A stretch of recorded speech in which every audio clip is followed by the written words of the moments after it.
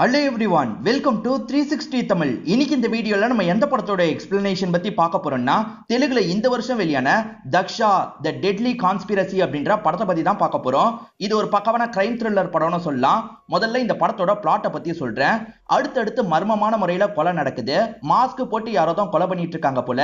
பாக்குறவங்க இருக்காங்கல்ல, பேய் பிசாசு அப்படின்ற மாதிரிலாம் சொல்றாங்க. இப்ப விசாரிக்கிற ஆபீசருக்கு ஒண்ணுமே புரியல. என்ன எல்லாருமே ஒவ்வொரு அடையாளம் சொல்றாங்க. அதே மாதிரி பேய் பிசாசுன்னு சொல்றாங்க. கொல்லப்படுறவங்க யாரு, கொலை பண்றவங்க யாரு, இதை எப்படியாவது நம்ம சீக்கிரமா கண்டுபிடிக்கணும் அப்படின்ற மாதிரி பல முயற்சி எடுக்கிறாங்க. அந்த முயற்சியில இவங்க குற்றவாளியை பிடிச்சாங்களா இல்லையான்னு சொல்றதுதான் மீதி கதையா இருக்கும். கண்டிப்பா இந்த படம் உங்களுக்கு பிடிக்கும் நம்புறேன். எக்ஸ்பிளனேஷனுக்குள்ள போறதுக்கு முன்னாடி வீடியோக்கு ஒரு லைக் போடுங்க. அதே மாதிரி வீடியோ பிடிச்சிருந்தா தான் ஐப்பம் பண்ணுங்க. அது மூலியமா இந்த வீடியோ இன்னும் நிறைய பேர்கிட்ட கொண்டு போய் சேர்க்கப்படும். சரி, மேற்கொண்டு பேசி டைம் வேஸ்ட் பண்ணாம நம்ம நேரடியா எக்ஸ்பிளனேஷனுக்குள்ள போயிடலாம். படத்தோட ஸ்டார்டிங் சீனே நமக்கு டேவிட்னு ஒருத்தனை காட்டுறாங்க. இவன் கம்பவுண்டரா வேலை பார்க்கறான் போல. இப்ப சயின்டிஸ்ட் மாதிரி இருக்க ஒரு டாக்டர் இவனுக்கு கால் பண்ணி பேசுறாரு. என்ன யாராவது கிடைச்சாங்களா அப்படின்ற மாதிரி கேக்குறாரு. ஆளை தூக்குறது என்ன சாதாரண விஷயம் நினைச்சிட்டு இருக்கீங்களா, அதுக்கு கொஞ்சம் லேட் ஆகும், நீங்க பொறுங்க அப்படின்ற மாதிரிலாம் இந்த டேவிட் பேசுறான். நம்ம இன்னொன்று மருந்தை செக் பண்ணி பார்க்கணும், அதுக்காக தான் கேட்கிறேன், சீக்கிரமா ஆளை ஏற்பாடு பண்ணி கூட்டுவான்ற மாதிரி இந்த சயின்டிஸ்ட் சொல்றாரு. இவனுமே சரின்ற மாதிரிலாம் ஏத்துக்கிறான். இவன் இருக்கான் பாத்தீங்களா, ஒரு கடையில ஃப்ரைட் ரைஸ் எல்லாம் வாங்கிட்டு இருக்கான். ரோட்ல சாப்பாட்டுக்கே கஷ்டப்படுற மாதிரி ஆளுங்க இருப்பாங்க பாத்தீங்களா, அவங்கள தூக்குறதுக்கு தான் இந்த டேவிட் பிளான் வச்சிருக்கான் போல. இந்த டேவிடும் அந்த மாதிரி ஆளுங்க உட்காந்துட்டு இருக்க ஒரு பகுதிக்கு வந்துடுறான். யாரை தூக்கலாம், கொஞ்சம் ஹெல்த்தியாவும் இருக்கணும்ன்ற மாதிரி ஒவ்வொருத்தரா இவன் பார்த்துக்கிட்டே வந்துட்டு இருக்கான். அப்படி வந்துட்டு இருக்கும் போது ஒரு பகுதியில இருந்து புகை வர மாதிரி இருக்கு. என்ன அந்த பகுதியில இருந்து புகை வருது, என்னவா இருக்கும்ன்ற மாதிரி இவனும் செக் பண்றதுக்காக கொஞ்சம் கொஞ்சமா பக்கத்துல போயிட்டு இருக்கான். அப்படி பக்கத்துல போகும்போது அங்கிருந்து ஏதோ ஒரு உருவம் வருது. அந்த உருவத்தை பார்க்கற இவன் செம்மையா பயந்துட்டு இருக்கான். என்ன இப்படி பயப்படுறான், என்னத்தை பார்த்தான்ற மாதிரி நமக்கும் ஒரு கேள்வி வருது. இவன் பாக்குற இடத்த நமக்கு காட்டுறாங்க. அங்க மாஸ்க் போட்டு யாரோ வராங்க. வந்தவங்க இருக்காங்க பாத்தீங்களா, சட்டுன்னு இவன் கழுத்துல ஒரு ஊசியை குத்துறாங்க. அதுக்கப்புறம் என்ன ஆச்சுன்னு தெரியல. இங்கதான் தக்ஷான்ற மாதிரி படத்தோட டைட்டில போடுறாங்க. காலையில அந்த ஸ்பாட்ல டேவிடோட பாடியை ஆளுங்க பார்த்து சொல்லியிருப்பாங்க. அதனால இன்ஸ்பெக்டர் லேடி ஸ்பாட்டுக்கு வராங்க. இவங்க பேர் தான் தக்ஷாவா இருக்கும். இப்ப மீடியாட்களும் இந்த இடத்துக்கு வந்துடுறாங்க. மீடியாவெல்லாம் கண்ட்ரோல் பண்ணுங்கன்ற மாதிரி தக்ஷா சொல்றாங்க. ஆளுங்க கண்ட்ரோல் பண்றாங்க. இவங்களுமே உள்ள வந்து அந்த பாடியை பாக்குறாங்க. இவன் யாரு என்னன்னு விசாரிங்கன்ற மாதிரிலாம் டீம் கிட்ட சொல்றாங்க.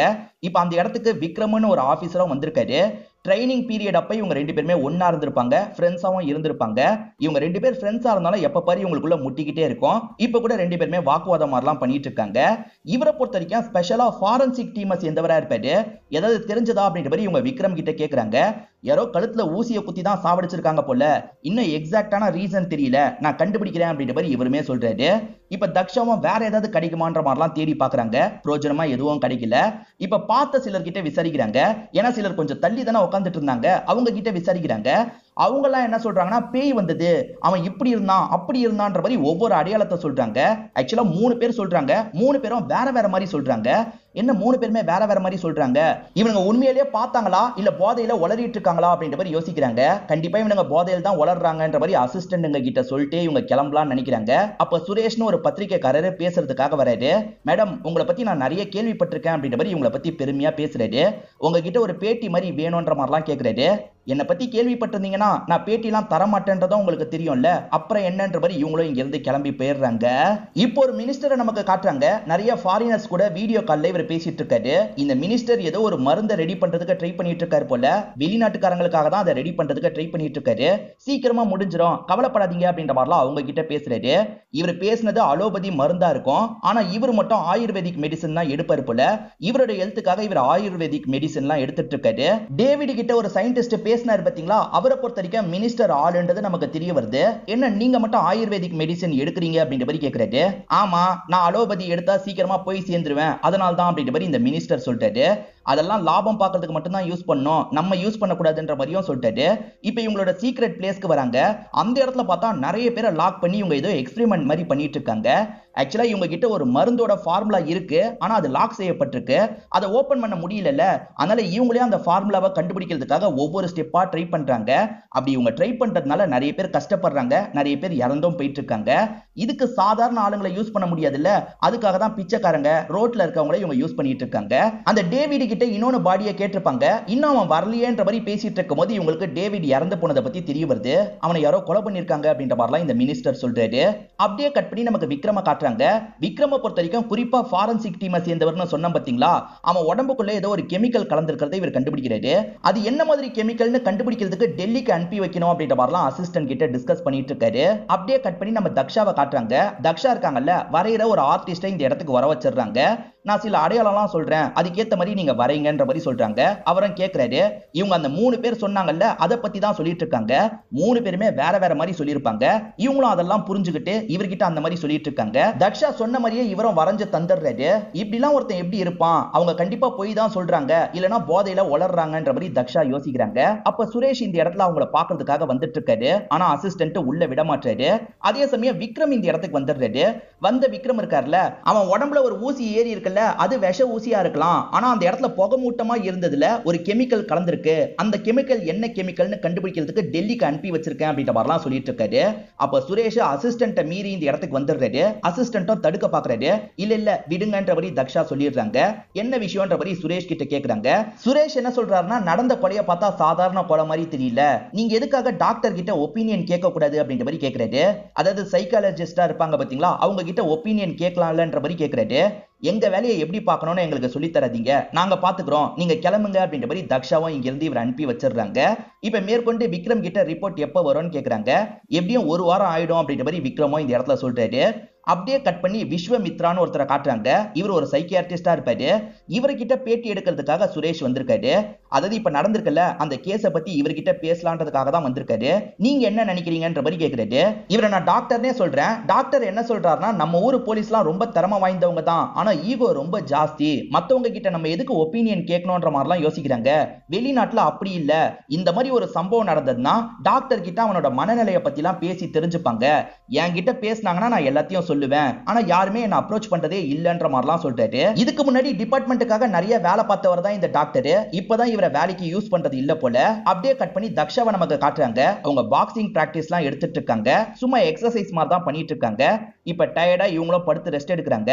அப்பதான் இவங்க தோல்ல நிறைய இடத்துல நெருப்பு காயம்லாம் ஏற்பட்டு இருக்க மாதிரி இருக்கு.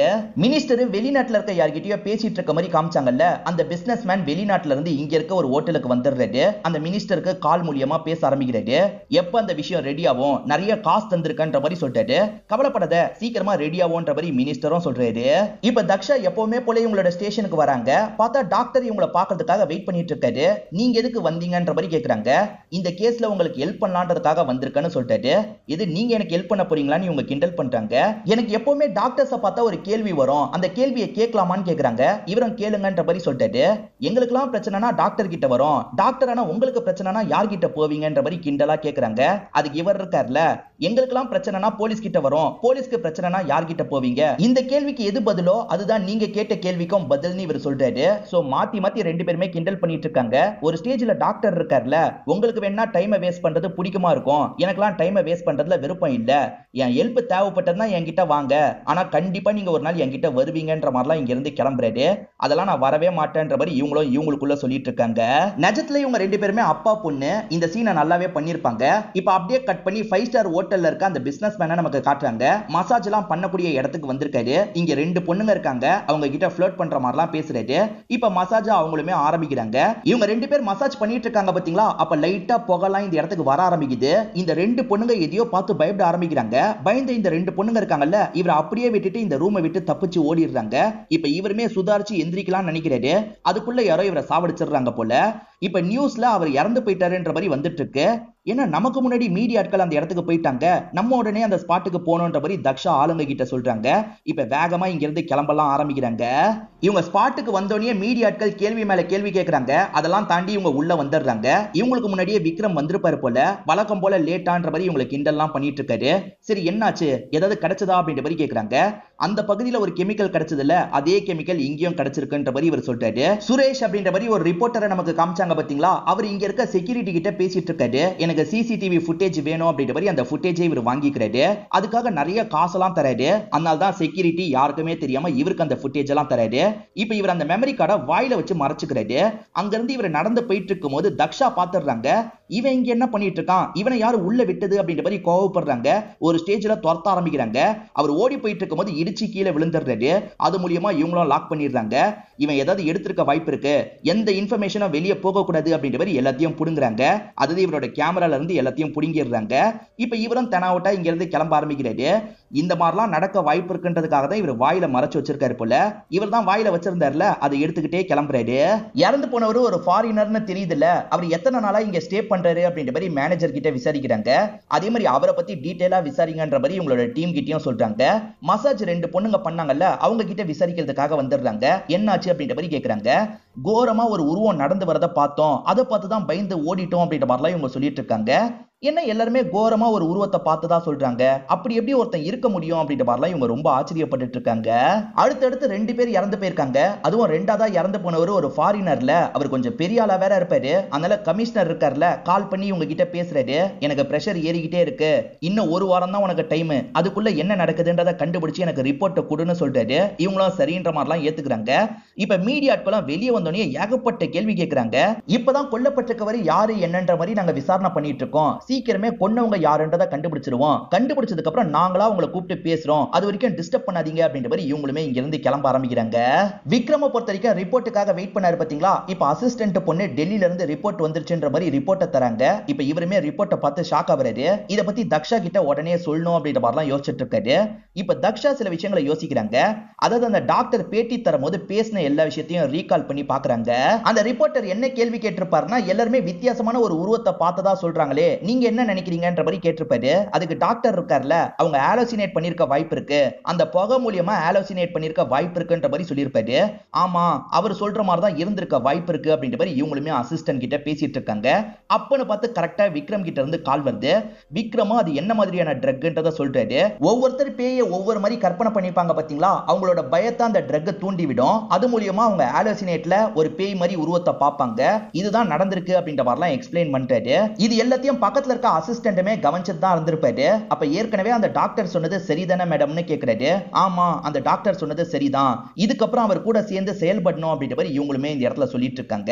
அப்படியே கட் பண்ணி சுரேஷ் நமக்கு காட்டுறாங்க. சுரேஷ்மே அந்த ஃபுட்டேஜ் எல்லாம் செக் பண்ண ஆரம்பிக்கிறாரு. அதாவது யார் கொலை பண்ணிருக்காங்கன்ற ஃபுட்டேஜ் இவர்கிட்ட இருக்கு போல. அந்த ரூம் ஃபுட்டேஜ் தான் வாங்கிட்டு வந்திருக்காரு. அந்த ஃபுட்டேஜை பார்க்கறவர் பயங்கரமா ஷாக் ஆயிடுறாரு. இதை உடனே ரிப்போர்ட் பண்ணணும் அப்படின்ற மாதிரி யோசிக்கிறாரு. நேரா கமிஷனரை பார்க்கறதுக்காக வராரு. அந்த ஃபுட்டேஜ்ல இருக்கிறத பத்தி சொல்லிட்டு இருக்காரு. இப்ப கமிஷனர் விக்ரம் இந்த இடத்துக்கு வர வைக்கிறாரு. எடுக்க வேண்டிய ஆக்ஷனை எடுன்ற மாதிரி விக்ரம் கிட்ட சொல்றாரு. இப்ப விக்ரம் இருக்கார்ல, நேரா தக்ஷாவை பார்க்கிறதுக்காக ஸ்டேஷனுக்கு வராரு. மேடம் இல்ல, இப்பதான் கிளம்பி போனாங்க அப்படின்ற மாதிரி அசிஸ்டன்ட் சொல்றாரு. எங்க கிளம்பி இருக்காங்கன்னா, சில ஃபார்மாலிட்டி எல்லாம் முடிக்கிறதுக்காக தான் கிளம்பி இருக்காங்க. அவர் வெளிநாட்டை சேர்ந்தவர்ல, அதனால பேசி சில ஃபார்மாலிட்டி எல்லாம் பண்ண வேண்டி இருக்கும். அதெல்லாம் பண்ணிட்டு இவங்களுமே அந்த ஆபீஸை விட்டு கிளம்பி வெளியே வந்துட்டு இருக்காங்க. அப்பன்னு பார்த்து ஒரு குரூப் இவங்களை கொல்றதுக்காக வந்திருக்காங்க. சுதார்ச்சி இவங்கள தடுத்து சண்டைலாம் போட்டுட்டு இருக்காங்க. ஒரு 4-5 பேர் வந்திருப்பாங்க. இஷ்டத்துக்கு கொல்றதுக்கு ட்ரை பண்றாங்க. அதெல்லாம் மீறி அடிச்சு ஓட விட்டுறாங்க. அப்பன்னு பார்த்து யாரோ பின்னாடி இருந்து அடிக்கிறாங்க. அடிச்சது யாருன்னு திரும்பி பார்த்தா விக்ரம் தான் அடிச்சிருப்பாரு. இவங்களை கன் பாயிண்ட்ல வேற லாக் பண்ணி வச்சிருக்காரு. தக்ஷா, நீ தான் பண்ணிருக்கன்றது தெரிஞ்சிருச்சு அப்படின்ற மாதிரி சொல்றாரு. இவங்க தான் அந்த ரூம்குள்ள போனாங்கன்றது ஃபுட்டேஜ்ல பதிவாயிருக்கு போல. உன் முடி சாம்பிளை நாங்க மேட்ச் பண்ணி பார்த்தோம், பக்காவா மேட்ச் ஆயிடுச்சு அப்படின்ற மாதிரி இவரும் சொல்றாரு. இப்ப நமக்குமே இவங்க தான் பண்ணாங்கன்றதை ரிவீல் பண்றாங்க. இங்க தான் படத்தோட இன்ட்ரோல போடுறாங்க. நடந்த 2 கொலையை விசாரணை பண்ண லேடி ஆபீசர் தக்ஷா தான் இந்த கொலையே பண்ணிருக்காங்கன்னு இப்ப தெரிய வந்திருக்கு. அவங்க கிட்ட விசாரணை நடக்க போகுது அப்படின்ற மாதிரிலாம் நியூஸ்ல சொல்லிட்டு இருக்காங்க. இப்ப தக்ஷாவை லாக் பண்ணி கூட்டு வந்துட்டு இருக்காங்க. விக்ரம் தான் இதுக்கு அப்புறம் இந்த கேஸ் ஹேண்டில் பண்ண போறாரு. இப்ப மீடியாட்கள் இருக்காங்கல்ல, நீங்க 2 பேருமே ஒரு டைம்ல ஃப்ரெண்ட்ஸா இருந்திருக்கீங்க, நீங்க பாரபட்சம் காட்ட மாட்டீங்களான்ற மாதிரி கேக்குறாங்க. அப்படிலாம் நான் காட்ட மாட்டேன்ற மாதிரி இவர் சொல்லிட்டாரு. இப்ப தக்ஷாவை ஒரு இடத்துல உட்கார வச்சிருக்காங்கல்ல, இவருமே பேசுறதுக்காக வந்துடுறாரு. தக்ஷா, உன்னை பத்தி எனக்கு நிறைய தெரியும்னு நினைச்சேன், ஆனா தெரியாம தான் இருந்திருக்கு போல. எதுக்காக இவ்வளவு கொடூரமா 2 கொலைகளை பண்ணிருக்க, என்ன காரணம்ன்ற மாதிரி கேக்குறாரு. இது நான் கொலை பண்ணனா, நான்லாம் கொலை பண்ணலன்ற மாதிரி சொல்லிட்டாங்க. நீ தான் கொலை பண்ணிருக்க, எல்லா எவிடன்ஸும் கிளியரா இருக்குன்னு சொல்லிட்டாரு. எதுக்காக பண்ணேன்னு சொல்லு, என் சைட்ல ஹெல்ப் பண்ண முடியுமா பாக்குறேன்ற மாதிரி சொல்லிட்டாரு. பேசும்போது இவங்களை தக்ஷான்னு கூப்பிடுறாரு. இவங்க இருக்காங்கல்ல, நான் தக்ஷாலாம் கிடையாது, மித்திலான்ற மாதிரி சொல்லிட்டாங்க. என்ன ஏமாத்த பாக்குறியான்னு கேக்குறாரு. நான் உண்மையை தான் சொல்றேன், நான் தக்ஷா இல்ல மித்திலா அப்படின்ற மாதிரி இவங்க திரும்ப திரும்ப சொல்றாங்க. மயங்கிடுறாங்க. இவங்க மித்திலான்னு மட்டும் சொல்லியிருக்க மாட்டாங்க, இவங்க எந்த ஊரை சேர்ந்தவங்கன்றதையும் சொல்லியிருப்பாங்க. இவங்க வீட்டை பத்தி தெரிஞ்சிருது. அந்த வீட்டுல போய் செக் பண்ணி பார்க்கலான்னு இவங்களும் செக் பண்ணி பாக்குறாங்க. மித்திலான்ற ஒரு பொண்ணை பத்தி உங்களுக்கு தெரிய வருது. வருது. கமிஷனர் கேஸ் எந்த லெவல்ல இருக்குன்ற மாதிரி கேக்குறாரு. சார் அவ மித்திலான்னு சொன்னால, உண்மையிலேயே மித்திலான்னு ஒரு பொண்ணு இருந்திருக்கா சார் அப்படின்ற மாதிரி இவருமே அவர்கிட்ட எக்ஸ்பிளைன் பண்ணிட்டு இருக்காரு. ஒரு வருஷமா எந்த ஒரு கேஸுக்கும் இவங்க டாக்டரை யூஸே பண்ணிருக்க மாட்டாங்க. இப்ப கமிஷனர் கால் பண்ணி வர முடியுமான்னு கேக்குறாரு. டாக்டரும் சரின்ற மாதிரி ஏத்துக்கிறாரு. இப்ப ஹீரோவும் கண்டுபிடிச்சத பத்தி எல்லாம் கமிஷனர் கிட்ட காமிச்சிட்டு இருக்காரு. மேற்கொண்டு இந்த மித்திலாவை பத்தி ஃபுல்லா விசாரிங்கன்னு சொல்லிட்டாரு. சரின்ற மாதிரி ஆளுங்களும் விசாரிக்கிற வேலையெல்லாம் ஆரம்பிக்கிறாங்க. இப்ப கொஞ்ச நேரத்துல டாக்டர் இந்த இடத்துக்கு வந்துடுறாரு. நடந்த எல்லா விஷயத்தையும் டாக்டர் கிட்ட எக்ஸ்பிளைன் பண்றாங்க. நீங்க தான் ஹெல்ப் பண்ணணும்னு கேக்குறாங்க. டாக்டரும் ஏத்துக்கிறாரு. ஹிப்னடைஸ் பண்ணி பேசுவாங்கல்ல, அந்த மாதிரி இவங்க கிட்ட பேசலான்ற மாதிரி நினைக்கிறாரு. உன் பேர் என்னன்னு கேக்குறாரு. இவங்களும் மித்திலான்னு சொல்றாங்க. உன்னோட ஸ்டோரி என்னன்னு கேக்குறாரு. இவங்க சொல்ல ஆரம்பிக்கிறாங்க. மித்திலான்ற ஒரு பொண்ணோட அப்பா ஆயுர்வேதிக் டாக்டரா இருப்பாரு. அவர் மருந்துல பிரச்சனை இருக்குன்ற மாதிரி 2-3 பேர் இறந்து போயிருப்பாங்க. அதனால எல்லாருமே கிளினிக்கா அடிச்சு உடைச்சிருப்பாங்க. பொண்ணு வந்து எம்பிபிஎஸ் படிக்க போறேன்னு ஆசைப்பட்டிருப்பாங்க. அப்பாவும் படிக்க வச்சிருப்பாரு. அப்பா இறந்து போனதை நினைச்சு இவங்களும் ஃபீல் பண்றாங்க. நம்ம அப்பா தப்பான மருந்தெல்லாம் தந்திருக்க மாட்டாரு அப்படின்ற மாதிரி யோசிக்கிறாங்க. இப்ப அப்பாவோட திங்ஸ் எல்லாத்தையும் இவங்க எடுத்து வச்சிட்டு இருக்காங்க. அப்பதான் அப்பா கிட்ட ஒரு டைரி இருக்கிறது இவங்களுக்கு தெரிய வருது. அதுல நிறைய மருந்தை பத்தி குறிப்பெல்லாம் எழுதி வச்சிருக்காரு. இதெல்லாம் நம்ம ட்ரை பண்ணி பார்த்தா என்னன்ற மாதிரி இவங்க யோசிக்கிறாங்க. கொஞ்சம் கொஞ்சமா இவங்களுமே ரெடி பண்றாங்க. இது எப்படியாவது ட்ரையல் மாதிரி எடுக்கணும்னு இவங்க உடம்புலயே இவங்க ட்ரையல் மாதிரிலாம் எடுக்கிறாங்க. அதே மாதிரி க்ளோஸ் பண்ணிருக்க கிளினிக்கை ஓபன் பண்றதுக்காக வராங்க. திரும்பி ஓபன் பண்ணி சாவடிக்க போறியா அப்படின்ற மாதிரி நிறைய பேர் பிரச்சனை பண்றாங்க. ஆனா இன்னும் சிலர் இருக்காங்கல்ல, அது தற்செயலா நடந்த விஷயம், இவங்க கிட்ட ட்ரீட்மெண்ட்டுக்காக வரலான்ற மாதிரி வர ஆரம்பிக்கிறாங்க. 2 நாள்ல இவங்க எல்லா ப்ராப்ளத்தையும் சால்வ் பண்ணிட்டு இருக்காங்க. இதனால நிறைய பேருக்கு இவங்க மேல நம்பிக்கை வருது. ரெகுலரா நிறைய பேர் இவங்க கிளினிக்கு வராங்க. இவங்களுக்கும் பெரிய விசிபிலிட்டி கிடைக்க ஆரம்பிக்குது.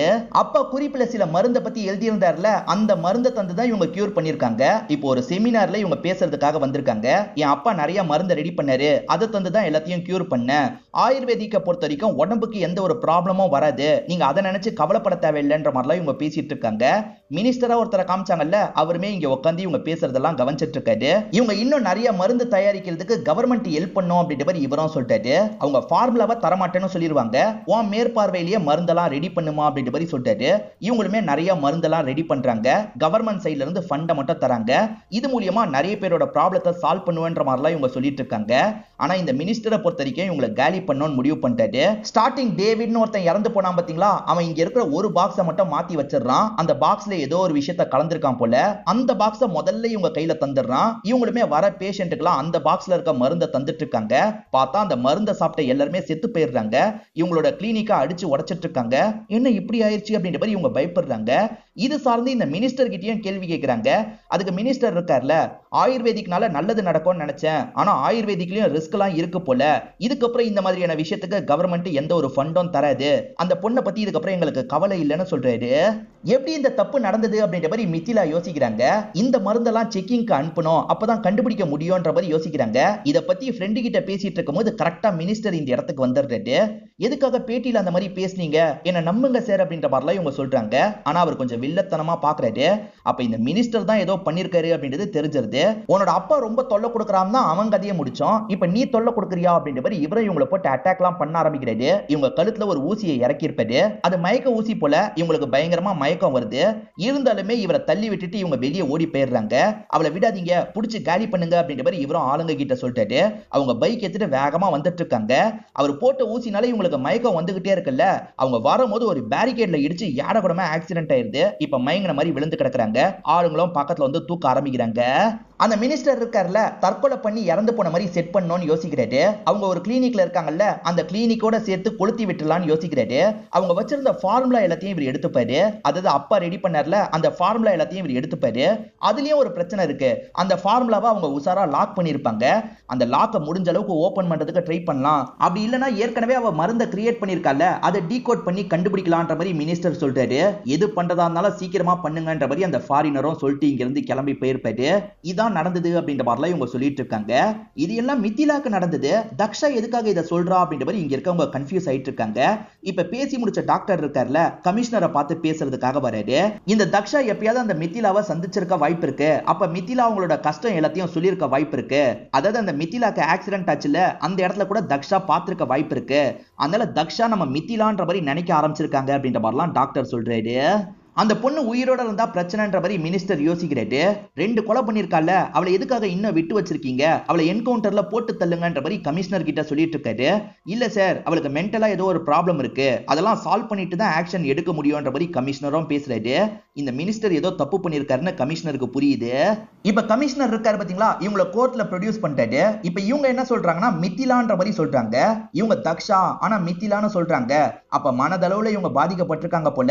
முதல்ல அதுக்கான ட்ரீட்மெண்ட்டை கொடுங்க, இந்த ஹாஸ்பிட்டலுக்கு கூட்டு போங்க அப்படின்ற மாதிரிலாம் ஜட்ஜ் சொல்லிடுறாரு. இப்ப அந்த ஹாஸ்பிட்டலுக்கு கூட்டு போனோம் அப்படின்ற மாதிரி இவங்க எல்லாருமே கூட்டு வந்துட்டு இருக்காங்க.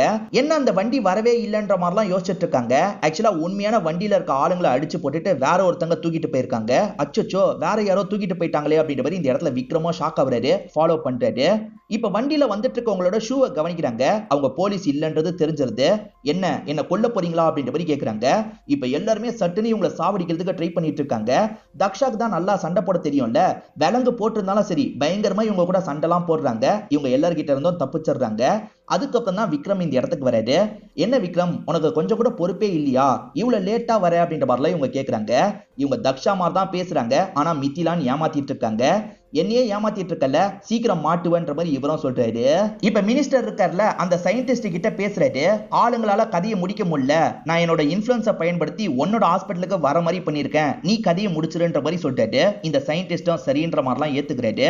இப்ப தக்ஷா எந்த ஹாஸ்பிட்டலுக்கு வந்திருக்காங்கன்னா இவரோட ஹாஸ்பிட்டலுக்கு தான் வந்திருக்காங்க. சீக்கிரமே இவ கதையை முடிக்கணும்ன்ற மாதிரி பார்த்துட்டு இருக்காரு. ரொம்ப சீரியஸான பேஷண்ட்டுக்கு தான் கையெல்லாம் லாக் பண்ணுவாங்க, ஆனா டாக்டர் இவங்க கையை லாக் பண்ணிருங்கன்ற மாதிரி சொல்லியிருப்பாரு போல. இப்ப லாக் பண்ணவங்க டாக்டர் ரூம்ல விட்டுட்டு கிளம்புறாங்க.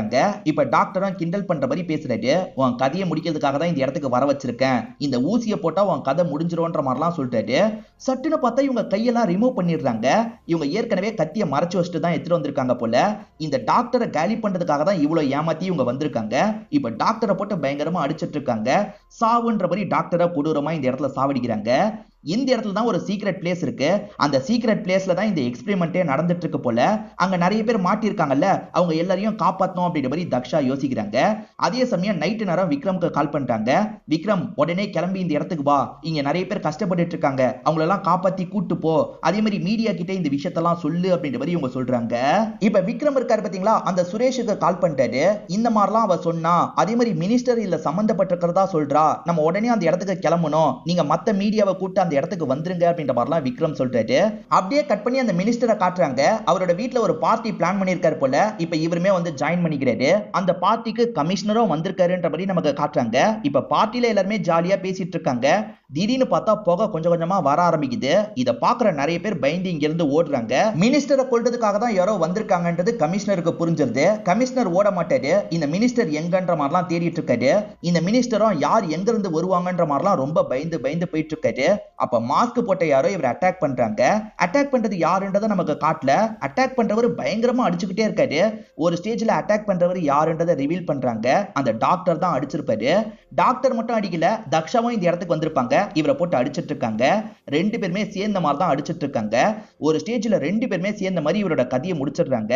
அப்பன்னு பார்த்து கமிஷனர் இந்த இடத்துக்கு வந்து இவங்க 2 பேரையும் கன் பாயிண்ட்ல லாக் பண்ணிடுறாரு. இவங்க 2 பேருமே மாட்டிக்கிட்டுமே அப்படின்ற மாதிரிலாம் முழிச்சிட்டு இருக்காங்க. ஆனா கமிஷனரும் இவங்களுக்கு ஹெல்ப் பண்ணணும் தான் நினைக்கிறாரு. நான் எதையும் பார்க்கல, நீங்க 2 பேருமே கிளம்புங்கன்னு சொல்றாரு. இவங்க 2 பேருமே லைட்டா ஸ்மைல் பண்ணிட்டு இங்க இருந்து கிளம்புறாங்க. விக்ரமும் தக்ஷா சொன்ன மாதிரி அந்த இடத்துக்கு வந்துடுறாரு. நிறைய பேர் இறந்து போயிருக்காங்க, இன்னும் சிலர் ரொம்ப மோசமான நிலைமையில இருக்காங்க. இங்க என்னெல்லாம் நடந்திருக்கு அப்படின்றத மீடியா கிட்ட இவர் எக்ஸ்பிளைன் பண்ணிட்டு இருக்காரு. இப்ப மீடியா கிட்ட எல்லாத்தையும் சொன்னவர் தக்ஷாவை பத்தி முழுசா தெரிஞ்சுக்கணும் அப்படின்ற மாதிரி சுரேஷ் கிட்ட சொல்றாரு. இப்ப இவங்க 2 பேருமே உட்காந்து பேசிக்கிறத நமக்கு காட்டுறாங்க. இந்த நெட்வொர்க்கை பத்தி தக்ஷாக்கு எப்படி தெரியும், ஒருவேளை மித்திலா மீட் பண்ணி சொல்லிருப்பாளா அப்படின்ற விக்ரம் யோசிச்சுட்டு இருக்காரு. அதுக்கு இந்த சுரேஷ் இருக்காருல, இல்ல சார் தக்ஷா தான் மித்திலாவே அப்படின்ற மாதிரி சொல்லிட்டாரு. என்ன சொல்றீங்க, மித்திலா தான் செத்து போயிட்டாலே அப்படின்ற மாதிரி கேக்குறாரு. அவ செத்து போயிட்டதா நம்ப வச்சிருக்கா, ஆனா அவ சாவல சார், அவளுக்கு ஃபயர் ஆக்சிடென்ட் மட்டும் தான் ஏற்பட்டிருக்கு அப்படின்ற மாதிரி சுரேஷ் சொல்றாரு. ஆக்சுவலா மித்திலாக்கு அடிபட்டிருக்கும், முகம்லாம் டேமேஜ் ஆயிருக்கும், வேற ஒரு முகத்தை வச்சிருப்பாங்க, அதுதான் தக்ஷாவா மாறி இருக்கும். தக்ஷா மட்டும் இந்த விஷயத்தை தனியா பண்ணல சார், வேற ஒருத்தரும் ஹெல்ப் பண்ணிருக்காரு அப்படின்ற மாதிரி சுரேஷ் சொல்றாரு. ஆக்சுவலா மித்திலாவோட அப்பாவுக்கு ஒரு ஃப்ரெண்ட் இருந்திருப்பாரு, அந்த ஃப்ரெண்டு தான் இந்த டாக்டரா இருப்பாரு. டாக்டர் ஆபரேஷன்லாம் முடிஞ்சோன்னா இவங்க கிட்ட பேசுறதுக்காக வராரு. உன் அப்பாக்கு நடந்ததுக்கும் உனக்கு நடந்ததுக்கும் நம்ம பழி வாங்கணும்னு சொல்றாரு. இவங்களுமே சரின்ற மாதிரி ஏத்திருப்பாங்க. அதுக்கேத்த மாதிரி தான் இவங்க ஒவ்வொரு காயா நகர்த்தி இருப்பாங்க. இவங்க போலீஸ் டிபார்ட்மெண்ட் குள்ள நுழைஞ்சிருப்பாங்க, ஒவ்வொருத்தரா காலி பண்ணிருப்பாங்க. இப்ப விக்ரம் வேலை பார்த்துட்டு இருக்கும் போது தக்ஷா கிட்ட இருந்து கால் வருது. தக்ஷாவை என்னதான் இருந்தாலும் போலீஸ் தேடுவாங்கல்ல, அதனால தலைமறைவா இருக்காங்க போல. என்ன தக்ஷா எப்படி இருக்கன்ற மாதிரி கேக்குறாரு. சாரி மித்திலா அப்படின்ற மாதிரி சொல்லிட்டாரு. அதுக்கு இவங்க இருக்காங்கல்ல, உனக்கு எல்லாமே நேரத்துக்கு தெரிஞ்சிருக்கும்னு நினைக்கிறேன். நான் தக்ஷாவா மாறினதுக்கு அப்புறம் எனக்கு இருந்த ஒரே ஃப்ரெண்டு நீ தான், அதனால தான் கடைசியா உன்கிட்ட பேசலாம்னு நினைச்சேன், பாய் அப்படின்ற மாதிரி சொல்றாங்க. இவரும் பாய்னு சிரிச்சுக்கிட்டே சொல்லி காலை கட் பண்ணிடுறாரு. பக்கத்துல பார்த்தா அந்த டாக்டரும் உட்காந்துட்டு இருக்காரு. என்ன மித்திலா கிளம்பலாமான்னு கேக்குறாரு.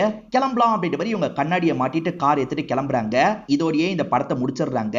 கண்டிப்பா இந்த படம் உங்க எல்லாருக்குமே பிடிச்சிருக்கும்னு நம்புறேன். இந்த வீடியோ உங்களுக்கு பிடிச்சிருந்ததுன்னா லைக் பண்ணுங்க, கமெண்ட் பண்ணுங்க, மறக்காம 360 தமிழ் சேனலை சப்ஸ்கிரைப் பண்ணுங்க. தொடர்ச்சியா இந்த மாதிரி வீடியோக்கள் வந்துகிட்டே தான் இருக்கும்.